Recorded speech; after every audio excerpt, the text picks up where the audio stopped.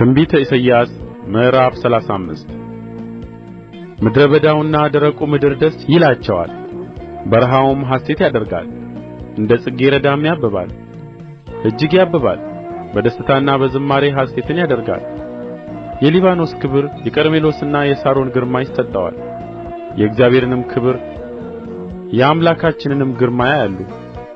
የደከሙትን እጆች አበርቱ፣ የላሉትንም ጉልበቶች አጽኑ። ፈሪ ልብ ላላቸው እነሆ አምላካችሁ በበቀል በእግዚአብሔርም ብድራት ይመጣልና መጥቶም ያድናችኋልና በርቱ አትፍሩ በሉአቸው። በዚያን ጊዜም የዕውሮች ዓይን ይገለጣል፣ የደንቆሮችም ጆሮ ይከፈታል። በዚያን ጊዜ አንካሳ እንደ ሚዳቋ ይዘልላል፣ የድዳም ምላስ ይዘምራል።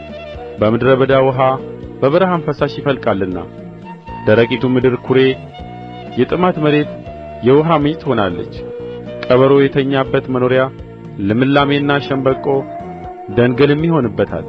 በዚያም ጎዳናና መንገድ ይሆናል፣ እርሱም የተቀደሰ መንገድ ይባላል።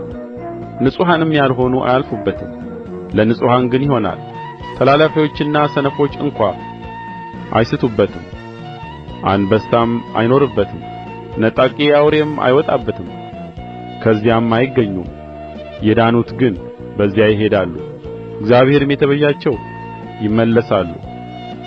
እየዘመሩም ወደ ጽዮን ይመጣሉ። የዘላለም ደስታ በራሳቸው ላይ ይሆናል። ሐሤትንና ደስታን ያገኛሉ፣ ኀዘንና ትካዜም ይሸሻሉ።